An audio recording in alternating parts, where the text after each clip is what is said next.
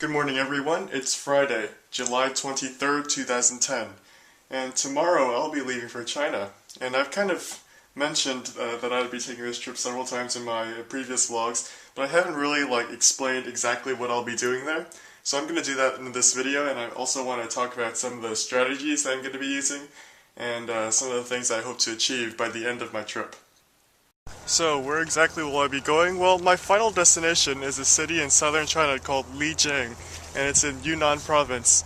I'll be going with a small group of students also from the US, and we're going to be teaching English at a Chinese orphanage there.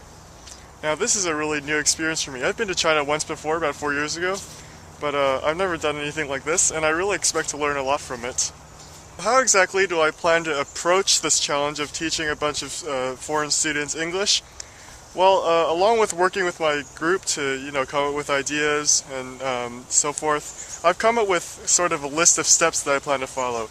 Number one is to observe. So for the first few days, I'm just going to see exactly what the school is like and what the students are like, how much they know, so on and so forth. So step two would be experiment. I'm going to, propose different strategies for teaching, and I'm going to work pretty closely with my group on that. And the third step would be to connect, and that's the final step, because after I experiment with different strategies, I come up with a good one, then I'll just use that until the very end. And I'm only going to be there for 2 weeks, so I really have to work pretty hard. I'm not going to, no social loafing here. There's not enough time to be lazy.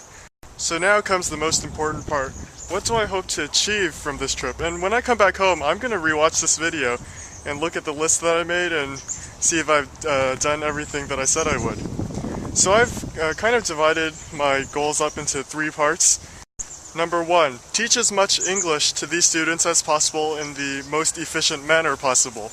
And this is sort of the most practical goal and the really main purpose of going to this trip. Number 2, form a close relationship with these students. I mean, I want to connect with these students emotionally and learn to have some compassion on them, because I don't really understand exactly what they're going through at this point, and that's something I really want to learn. So that kind of ties into my third and last goal, is to learn as much as I can about this foreign culture that I'll be exposed to, and even possibly learn something about myself that I didn't know before. So there you go, my 3 goals, and I'll give an analysis on how I think I did when I come back. Alright, one last sort of administrative thing to take care of, and I need to discuss how I'm going to be doing my vlogs in China, and it's going to be a little different. I haven't really figured out what's going to happen, because I'm not going to have my own computer.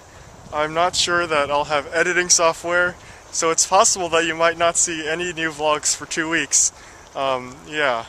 And I haven't decided if I'm going to make just individual vlogs. I'm going to film a little bit every day, even though it's under a minute. I haven't decided whether, you're going to see individual vlogs or whether I'm just going to put it all into one vlog. I have 14 days in one video. So we're just going to have to play it by ear.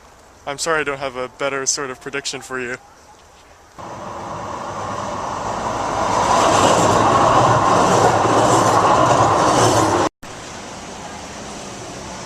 That's interesting. There was an earthquake an hour ago, and I'm in a really old building, so I felt it pretty profoundly. That's kind of interesting. The last time there was an earthquake, I made a vlog on that day too. That was June 28th. See, that's a good thing about making vlogs. You can look back and know exactly when, what happened when, so on.